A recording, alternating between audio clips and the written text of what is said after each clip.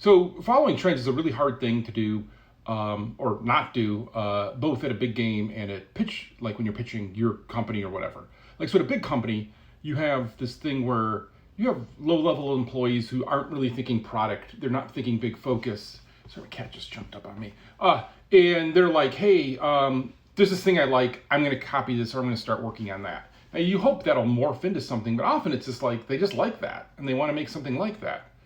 And so they're making whatever's popular. I mean, when Call of Duty 4 came out and was the big hit, I remember someone coming up to me talking about Left 4 Dead and being like, why aren't we making Call of Duty 4? Look how much that game sold. And I'm like, well, to sell their numbers, you'd have to make Call of Duty 1, 2, and 3, right? Like, it didn't come out of a vacuum. Often those kind of trends of games come from somewhere, right?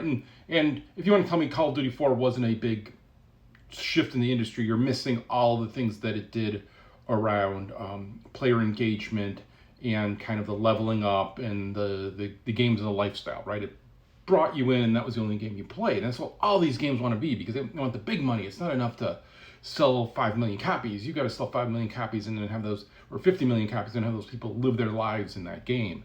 And so it becomes really hard. Now, the pitch level, man, I have been in an investor meeting with investors who had given us money already, who were asking me about switching to making a NFT crypto game. And I'm like, no, we're not going to fucking do it. Like, there's no way. That is immoral. That is unethical.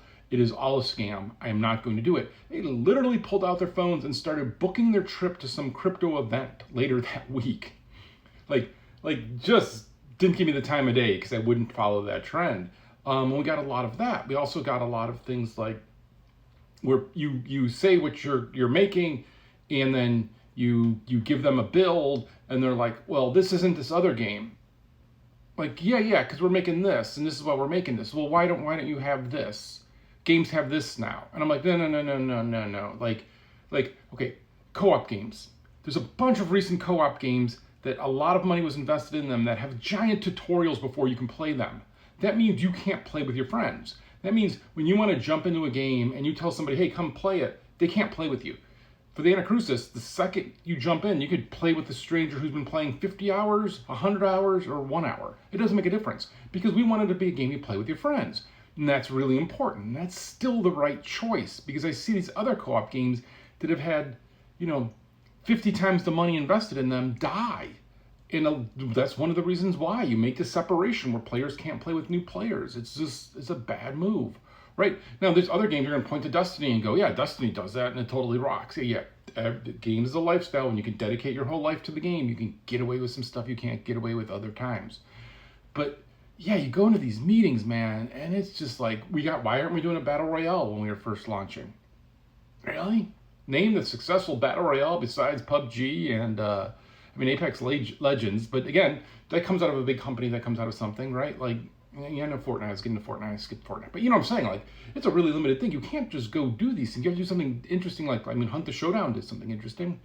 Tarkov did something, but now a million people are going to tell me to make a Tarkov game. And make the inventory system really cumbersome and unfun. Yeah, it is a nightmare trying to pitch stuff and try to talk about anything different or anything that isn't going to make $1 billion.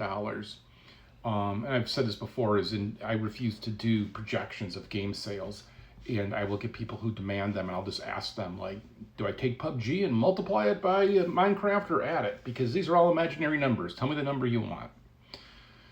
It's a weird world out there, man. It's a weird world once you get more than a couple developers or you can't fund it yourself, right? Which is why, we're heads down on the Anacrusis. It's going to launch in November. The goal would be that game's successful enough that it can keep living on and we can keep updating it. And then as we talk about doing something else or making another game, it's funded out of that so that we can make the thing that we want to make and continue forward while we have both games are up and running, and then we kind of have stability out of the Anacrusis, right? We're not there yet. We're not. The sale went fine, more money in, but it's not enough that we're stable on it. And so we just need to keep working on it. We need to keep improving on it, and we'll keep doing that.